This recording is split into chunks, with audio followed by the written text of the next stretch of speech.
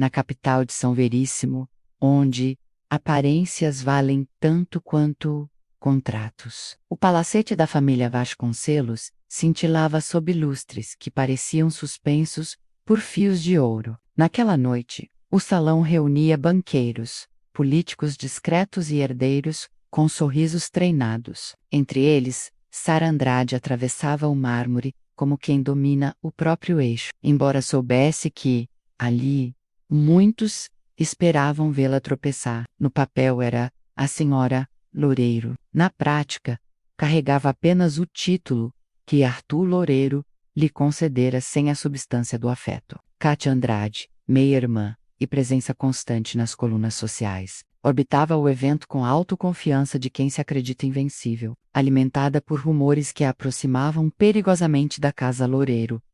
A maquinaria do escândalo. Nessa cidade, funcionava sem ruído. Um olhar prolongado bastava para acionar engrenagens invisíveis. Sara sentia o peso desses mecanismos, mas mantinha o que mais a distinguia: a postura. Nenhum gesto excedia o necessário. Nenhum passo revelava a curva das intenções. Ainda assim, a humilhação pública insinuava-se pelos corredores como corrente de ar. Bastou que se lembrassem, em voz baixa, do casamento de fachada, do marido que a tratava como ornamento útil e, sobretudo, da meia-irmã que, por conveniência ou capricho, parecia ocupar espaços que não lhe pertenciam. Foi nesse cenário que Domingos Guimarães chegou. O herdeiro do conglomerado mais temido de São Veríssimo não precisava de apresentação. Sua presença reorganizava o ambiente como a gravidade de um corpo celeste. Ele trouxe consigo a memória de uma noite antiga, 2 décadas comprimidas em 2 anos de silêncio e uma promessa não declarada de conflito. Para alguns, significava proteção. Para outros, ameaça. Para Sara, representava um risco calculado. Toda ajuda daquele porte cobra juros sobre a alma. Evento seguiu seu ritual. Brindes estudados, conversas com cheiro de transação, fotos posadas sob a luz correta. A certo momento o ar do salão tornou-se irrespirável para Sara, que buscou o jardim de inverno. A cidade, no entanto, não concede refúgios sem custo. O estacionamento frio e polido refletiu um desentendimento rápido e áspero, que terminou em lataria amassada e orgulho ferido. Pouco depois, os faróis de um sedã preto cortaram a escuridão com a precisão de um bisturi. A intervenção que se seguiu foi silenciosa e eficaz. Um homem caiu em desgraça temporária. Uma mulher recebeu curativo e água, e a ordem tácita do ambiente mudou de dono. Não houve promessas, tampouco pactos explícitos. Houve apenas uma constatação: aperte Dolly. Sara não caminharia sozinha, quisesse ou não. Domingos ocupava o espaço com a naturalidade de quem está habituado a decidir destinos. Sara, por sua vez, recusava ceder o próprio. Entre ambos, formou-se um campo de força feito de orgulho e necessidade. Uma tensão que a cidade inteira aprenderia a sentir sem jamais nomear. De volta ao salão, os Vasconcelos mantinham a porcelana do sorriso, mas os olhos denunciavam o cálculo. Se antes a narrativa era da Espositítolo e da Maia-irmã, insinuante, agora surgiu uma terceira via. A mulher que sobrevivia ao verniz, e o homem, cuja intervenção podia incendiar protocolos. As línguas afiadas trabalharam mais rápido. Os celulares discretos registraram silhuetas e ângulos. O que importava não cabia em fotos. São Veríssimo acabara de assistir ao nascimento de um tabuleiro novo, naquela noite. Sara compreendeu que não era peça deslocada, em jogo alheio. Suas perdas recentes serviriam de lenha, e o primeiro clarão desse fogo apareceu quando ela, ainda com o joelho latejando, sob o tecido do vestido, decidiu que dignidade não seria negociada em recepções, nem em alianças costuradas no escuro. A cidade podia continuar a sussurrar. Ela passaria a mover, e cada movimento dali em diante alteraria o curso de mais do que um casamento. Alteraria, sobretudo, a própria gramática do poder. Na manhã seguinte, São Veríssimo correu em seu ritmo habitual, como se os lustres da noite anterior tivessem varrido qualquer constrangimento dentro da casa dos Andrade, porém, o tempo seguia outro calendário. O das punições herdadas. O patriarca, Eduardo Andrade, encenava o velho ritual da autoridade, amparado pela madrasta, Viviane, zeladora das aparências, e pela filha preferida, Kátia, que sabia manejar a palavra família como faca de ponta fina. A mãe de Sara, Helena, permanecia próxima e silenciosa, prisioneira de um código doméstico que confundia respeito com subserviência. A capela ancestral, reduzida a peça decorativa, em dias de festa menos transformou-se em palco de penitência quando decidiram que Sara deveria aprender ajoelhando-se até o amanhecer.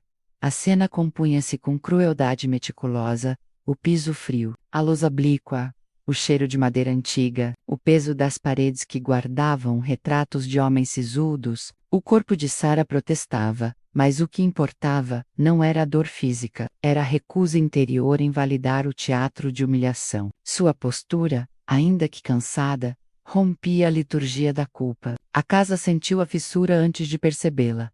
A engrenagem emocional que sempre esmagara os dissidentes patinou por um instante.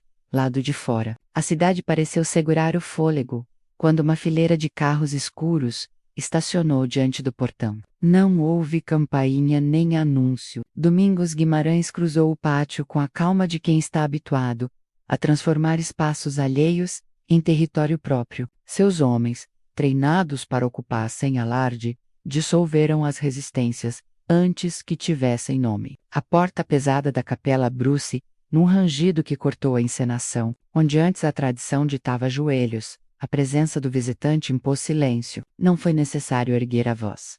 A autoridade aderiu às superfícies como poeira após um vendaval. O que se seguiu não foi resgate cinematográfico, mas uma operação limpa. O espetáculo doméstico foi interrompido, os agentes da moralidade foram realocados no lugar simbólico que negavam menos o chão. E Sara deixou o recinto amparada, não como peça retirada do tabuleiro, e sim como jogadora que recupera a mobilidade. O gesto reorganizou a hierarquia invisível. Já não eram Eduardo, Viviane e Kátia que determinavam as regras. Tampouco Helena, mãe exausta, precisava sustentar sozinha a parede da dignidade. A casa que tanto investira em manter a aparência ficou à mostra em sua arquitetura de abusos. Na sequência, a precisão se manteve. Em uma suíte clínica discreta, o corte no joelho foi limpo, o inchaço contido, os sinais vitais anotados. Nada de dramatização. A eficiência substituiu a piedade. Domingos permaneceu por perto, ocupando o espaço com naturalidade austera, como se sua presença garantisse que a violência não se repetiria tão cedo. Seu gesto mais significativo, porém, foi invisível: o de retirar de Sara a obrigação tácita de justificar-se para Survivor ao cair da tarde. A narrativa migrou para outro endereço de poder, na mansão Loureiro. Álvaro, o avô que ainda imprimia ao sobrenome certa ideia de honra, organizou um jantar que pretendia ser protocolar. Nas toalhas de linho e nos talheres pesados, repousava a tentativa de conter um escândalo com etiqueta. A presença de Domingos alterou a atmosfera de modo imediato. Cada olhar mediu distâncias, cada respiração calculou posições. Arthur, com o orgulho latejando sob a atadura da mão, oscilou entre o ressentimento e o medo. Kátia expandia-se como perfume imbacível, confiando que o rumor valeria como credencial. Sara ocupou a cabeceira simbólica que a educação lhe negara, sustentada por uma serenidade aprendida ao custo de cicatrizes. O jantar não resolveu nada, em termos formais, mas resolveu o essencial. Quem assistiu percebeu que a correlação de forças havia mudado. O clã Loureiro perdeu o conforto de tratar Sara como ornamento. Os Andrade, a prerrogativa de puni-la sem testemunhas. E Domingos, o luxo de manter distância. A cidade, mestre em traduzir poder em fofoca, captou a mudança num sussurro prolongado. A Pet Dolly, cada gesto de Sara deixaria rastro político. E no Ross abrir-se a possibilidade de um novo léxico para as relações que São Veríssimo costumava naturalizar: menos obediência performática, mais estratégia à luz do dia. O rumor da noite anterior não se dissipou, apenas mudou de sala. No fim da tarde, a cidade concentrou seus olhos em uma galeria discreta, tradicional, reduto de colecionadores. Ali, a obra de Sara Andrade ocupava uma parede como cicatriz aberta, cores firmes, composição precisa, ausência de ornamentos desnecessários. A peça não era só um quadro, era uma declaração de autoria. A chegada de Domingos Guimarães transformou o vernissagem em audiência. Sam Allen, ele validou o valor simbólico com valor de mercado, adquiriu a pintura por uma cifra que redesenhava o patamar de Sara como artista e como sujeito de si. Exigiu apenas um registro formal de originalidade, não como desconfiança, mas como proteção contra a máquina de boatos que São Veríssimo alimentava. A operação, aparentemente fria, carregava um subtexto. Quem investia na obra declarava publicamente que investia na autora. A cidade, porém, adora contrapesos. Quase no mesmo compasso, a imprensa de colunas sociais soprou a narrativa de que Domingos mantinha tratativas antigas de noivado com Selena Chaves, herdeira de uma família de tecido social bem tramado. O cruzamento das histórias, menos a artista em ascensão e a noiva de pedigree, oferecia a maledicência, o material que ela mais aprecia. Contradições úteis. Selena compreendia o jogo e sabia habitá-lo. Apareceu onde devia aparecer, ocupou fotos, cumprimentou nome-chave, insinuou proximidade com a família Guimarães, sem precisar dizê-lo. A coreografia era perfeita para quem apostava que etiqueta e alianças bastariam para dissolver qualquer ameaça. Nessa noite, Helena, mãe de Sara, organizou um jantar modesto, daqueles que aquecem mais pela intenção do que pela mesa. A presença inesperada de Selena, menos introduzida por amigas de conveniência que adoram juntar pessoas, rompeu a delicadeza do encontro. O ambiente, antes doméstico, converteu-se em palco, sob elogios polidos e comparações veladas. Tentaram reduzir Sara à caricatura conveniente, expulsa do título, a artista de ocasião, a mulher fora de lugar. A tentativa só não foi completa porque a própria cidade, cansada de encenações, começou a enxergar fissuras nessa dramaturgia de classe. Era visível que o projeto de Selena dependia de que Sara aceitasse o papel de figurante. E Sara, silenciosamente, recusava. O movimento seguinte ocorreu em escala maior. No aniversário do patriarca Gustavo Guimarães, a casa principal abriu-se para um desfile de relações, a família pretendia celebrar continuidade e influência. Parte dos convidados aguardava uma formalização de compromissos, inclusive o suposto noivado de Domingos. O que se viu, no entanto, foi um rearranjo público de lealdades. Ao perceber que velhas alianças tentavam usar a ocasião para constranger, Domingos fez algo raro em salas assim. Trocou o cálculo pela transparência. Reconheceu, diante de quem precisasse ouvir, a dívida de honra que tinha com Sara, não no tom de Salvador, mas na gramática dura de quem não terceiriza o próprio juízo. Foi um gesto com custo. Em salões desse porte, declarações importam mais do que assinaturas. A consequência foi imediata e assimétrica. Para os Guimarães, a mãe, Lúcia, interpretou a escolha do filho como afronta ao projeto familiar e mobilizou a rede de apoios para forçar um desfecho favorável a Selena. Para os Loureiro, o avô Álvaro viu, com a nitidez que a idade concede, que a cidade estava punindo a pessoa errada. Excelência moveu-se para garantir que Sara não fosse novamente oferecida ao altar das conveniências. São Veríssimo entende sinais, mesmo quando ninguém os verbaliza. A compra do quadro, o jantar desmontado pela presença imprópria, a festa, onde lealdades deixaram de ser rumor e viraram gesto, tudo convergiu para um ponto de não retorno. A Pertidole, as narrativas tradicionais, menos a noiva ideal, esposa ornamental, o herdeiro obediente, já não encaixavam, restava o que havia de fato. Uma artista com voz própria, um empresário disposto a arcar com as implicações de escolhê-la, e duas casas antigas forçadas a lidar com o século presente. Capítulo encerrou-se com uma certeza difícil de admitir nos corredores de cristal. A opinião pública não voltaria a caber nas mãos de meia dúzia de sobrenomes. O preço dessa mudança ainda estava por vir. Mas naquela noite, a cidade aprendeu que dignidade, quando enunciada com método, pode ser mais cara do que qualquer dote. A cidade acordou com um vídeo de estacionamento, repetido à exaustão, engulos mal enquadrados, respirações apressadas, 2 corpos, reconhecíveis demais. Em segundos, a narrativa ganhou carimbo de escândalo. A etiqueta dos sobrenomes tentou abafar com notas oficiais, mas São Veríssimo sempre preferiu a prova visual ao comunicado polido. O dano distribui CD, modo desigual para Arthur Loureiro, a imagem confirmou uma suspeita que já corria em mesas de bar. Para Sara Andrade, o risco de virar a humilhada da semana mostrou-se real, e ainda assim, insuficiente para dobrá-la. Havia método em sua contenção. Enquanto os colunistas aqueciam a ponta dos dedos a Álvaro Loureiro, mais atento ao que importa do que à liturgia do clã. Chegou ao limite silencioso. A idade lhe dera o privilégio da síntese.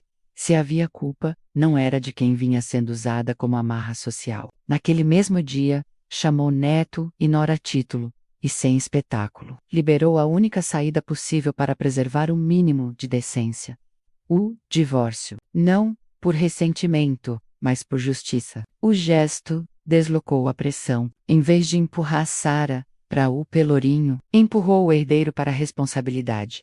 A decisão atravessou a manhã como ordem silenciosa. O cartório mais discreto da cidade amanheceu com câmeras discretas e microfones canhestros escondidos em cachecóis. Sara chegou sem escolta de holofotes, vestindo o que a fazia respirar. Sobriedade e propósito. Não havia adereço de vitimização. Havia protocolo, entregou documentos checulinas, assinou onde devia. Do lado do fora, o coro habitual preparava o roteiro de sempre menos a mulher que perdeu, a irmã que venceu, o homem que vacilou. O roteiro, contudo, esfarelou quando a principal interessada recusou a dramaturgia da derrota. Em vez de espetáculo, ofereceu um ato administrativo. Dissolver uma ficção que já não sustentava ninguém. Arthur, fiel ao costume da hesitação, tentou redefinir termos entre a chegada e a caneta final. O reflexo de manter controle, mesmo após a exposição pública, custou-lhe caro. Ao perceber que a postergação apenas ampliaria o escárnio, Álvaro interveio de novo, com a única autoridade que ainda contava naquele sobrenome. O peso moral de quem não ganhava nada em encerrar a farsa. Exaropas. Quando a tinta secou, não havia alívio. Havia clareza, e em São Veríssimo, clareza às vezes vale mais que perdão. A imprensa, sedenta por símbolos, buscou na saída um gesto para emoldurar. Encontrou apenas organização. A equipe jurídica de Sara divulgou nota curta, factual, sem adjetivos. O conteúdo bastava. O casamento deixava de existir por decisão conjunta. E a artista reiterava que relações privadas não deveriam ser combustível de linchamento público. A escolha da linguagem menos seca, legal, impessoal, não foi frieza, foi estratégia. Ao desidratar o melodrama, ela esvaziou o que alimenta a roda de moer reputações paralelamente. Lúcia Guimarães reforçou o cerco contra o que considerava uma ameaça à arquitetura familiar. Em jantares cuidadosamente montados, apresentou-se Helena Chaves como solução elegante para o desconforto criado pelo filho. A cidade percebeu o esforço de reencenação e respondeu com a arma mais sutil: desconfiança. Nada soa mais anacrônico do que um casamento usado como comunicado de governança. Domingos, por sua vez, entendeu que o centro da disputa não era afetivo, mas semântico. Ao sustentar a autonomia de Sara diante do holofote, deslocou a questão de com quem ela ficaria para como ela seria tratada. O gesto castou-lhe capital social e rendas políticas. Porém, consolidou uma posição que não se compra em leilão de sala de jantar, a de quem não terceiriza princípios no fim do ideia, com o processo protocolado e o coro cansado. São Veríssimo precisou aceitar um enredo menos confortável. Não havia vilã conveniente, nem final de novela. Havia uma mulher que administrava a própria biografia, um herdeiro que aprendia tarde a responder pelos seus atos, e dois patriarcados que pela primeira vez em muito tempo descobriram que controle é um bem perecível. A maré de comentários parecia baixar quando São Veríssimo foi sacudida por um episódio de violência que devolveu tudo ao ponto de combustão. No início da noite, após uma consulta de rotina no hospital, onde acompanhava a recuperação do avô Loureiro, Sara Andrade desapareceu entre o saguão e a ala de diagnóstico. As câmeras internas captaram vultos, um corredor lateral, uma porta de serviço, nada de heroísmo cinematográfico, apenas a eficiência covarde de quem conhece os pontos cegos de um prédio público. A engrenagem de resgate. Desta vez, não precisou de improviso. A equipe de segurança de Domingos Guimarães, alerta desde o estouro do vídeo, acionou protocolos que a cidade sequer imaginava existir. Em minutos, as saídas foram lacradas, o circuito de imagens isolado, a polícia informada com provas e rotas. A operação avançou como uma sombra no sentido inverso da que havia levado Sara.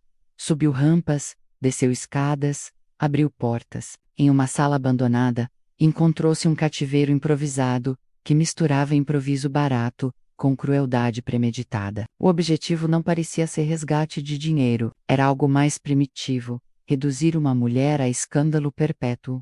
A investigação fixou-se em um nome que circulava há semanas no entorno dos Guimarães: Celina Chaves. A linha que ia do ciúme social ao crime foi traçada com a frieza de planilha.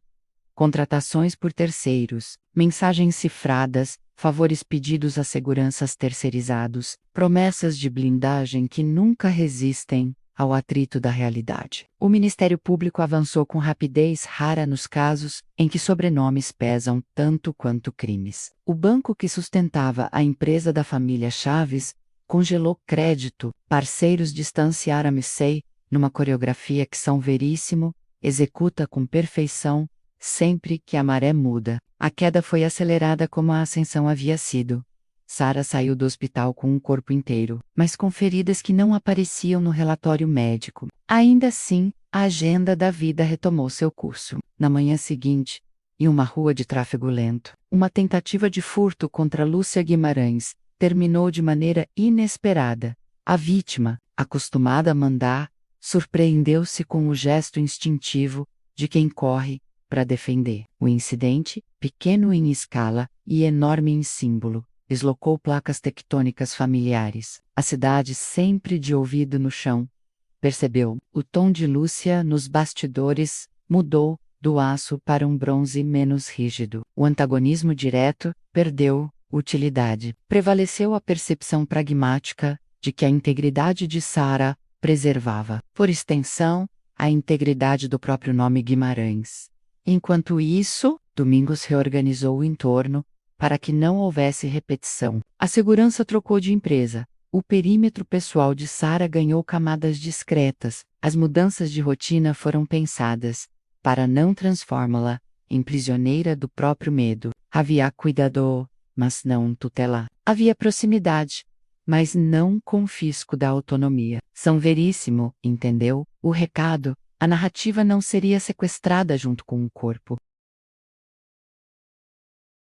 Na imprensa, o caso explodiu com a usual fome por cliques. A diferença esteve no enquadramento. Pela primeira vez em muito tempo, a maioria dos editoriais abandonou o gosto por ambiguidades que relativizam agressões. O episódio foi descrito como tentativa de silenciamento por violência, menos uma linha, que, quando cruzada, expõe mais do que derruba. A cobertura insistiu em contexto, deu nome a estruturas, lembrou que dramas de família são frequentemente eufemismos para crimes. Quando o inquérito foi ao juiz, a cidade já havia decidido seu veredito moral. A família Chaves dissolve-se em comunicados cada vez mais curtos. As casas que recebiam Celina Fecarancê, com a velocidade com que, antes, se abriam, e as casas Guimarães e Loureiro, por razões diversas, alinharam-se em um ponto mínimo de concordância.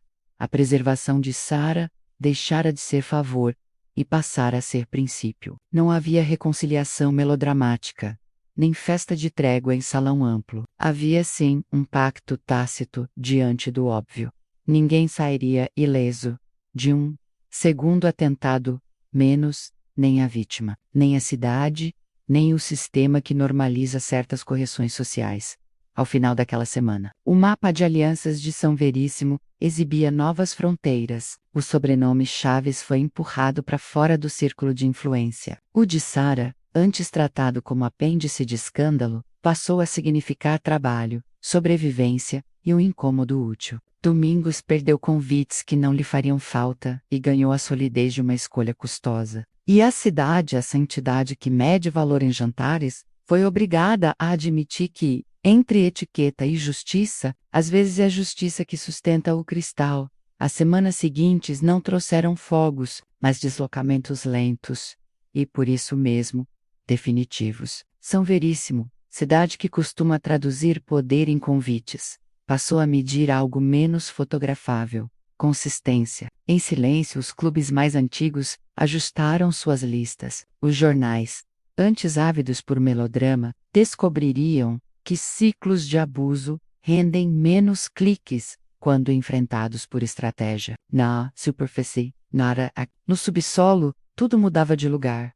Sara Andrade retomou o ateliê com disciplina quase monástica. O trauma recente não virou manifesto, converteu-se em método. As telas ficaram mais amplas, a paleta mais contida, a geometria mais precisa. Críticos atentos perceberam um rigor novo, como se cada plano de cor fosse também uma recusa ao ruído. A carreira, agora blindada por contratos, advogados e um círculo profissional menos vulnerável a fofocas, deixou de depender do humor de salões. Galerias de fora passaram a disputar datas. Museus começaram a sondar retrospectivas. Pela primeira vez, o sobrenome Andrade aparecia em cadernos culturais sem a companhia de escândalos. No campo das famílias, o rearranjo exigiu outra gramática. Álvaro Loureiro, ao recobrar forças, promoveu um gesto que São Veríssimo entendeu, sem que fosse necessário discursar. Recebeu Helena para um almoço simples e, ao final, enviou flores ao ateliê de Sara, acompanhadas apenas de uma data, menos a da assinatura, no cartório. Não era homenagem, era reconhecimento. Com isso, a Casa Loureiro encerrou a era da condescendência e ingressou na ponta da responsabilidade. Arthur, enfrentando a própria ruína sem plateia, começou um percurso que a cidade pouco acompanha. O da reparação silenciosa, longe dos holofotes que costumava cortejar, entre os Guimarães. Lúcia abandonou a coreografia de antagonismos. O episódio do assalto fracassado, a queda da família Chaves e a percepção de que a segurança de todos passava pela integridade de uma única mulher reorientaram prioridades. Não houve reconciliação encenada, mas um tipo de convivência adulta que São Veríssimo raramente celebra. A que respeita fronteiras. Portas se abriram sem trombetas, convites vieram sem entrelinhas. A cozinha da casa principal recebeu uma lista dos pratos preferidos de Sara, sem que ninguém transformasse isso em comunicado. A matriarca, que conhece a dureza do mundo melhor do que gostaria, trocou a pergunta o que as pessoas vão dizer por o que nos mantém de pé. Em famílias que importam, essa mudança vale como tratado Eduardo Andrade. Por sua vez, viu ruir o palco doméstico que sustentara por décadas. A máquina de humilhações diárias, subitamente exposta, perdeu público e patrocínio. Viviane e Kátia, privadas do ecossistema que lhes conferia utilidade, tiveram de aprender a sobreviver sem a energia emprestada do escândalo. A Casa Grande, antes-cenário de pequenas crueldades, foi reduzida ao que sempre foi, uma construção de paredes caras, sem ideias,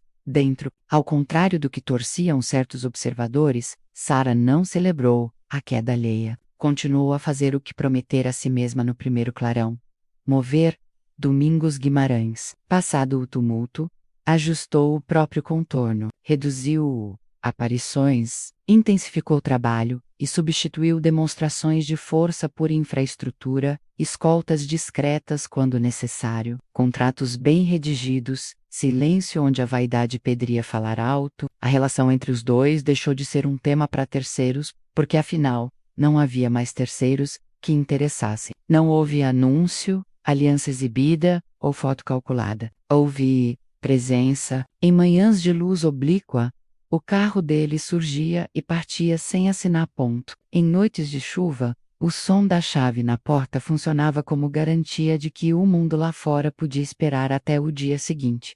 São Veríssimo, que gosta de finais, recebeu, em troca, um processo. Com o tempo, entendeu que nem toda história precisa de cena derradeira. Algumas exigem manutenção. O que se consolidou foi menos romântico do que os salões desejariam e mais robusto do que as colunas admitiriam. Um artista que governa a própria biografia, um empresário que paga o custo de seus princípios, e duas casas tradicionais que aprenderam menos a contragosto, que controle é empréstimo, não herança. Num sábado sem notícias, o ateliê permaneceu aberto além do horário. Sobre a mesa, rascunhos para uma série nova misturavam topografias e cicatrizes. Do lado do forá, a cidade seguia seu curso. Do lado de dentro, a obra avançava com a paciência de quem sabe que dignidade não é evento, é prática. E, enquanto a tinta assentava, o futuro já trabalhava em silêncio no verso de uma tela. Se São Veríssimo te fisgou, deixa o like e segue o canal para não perder a próxima reviravolta.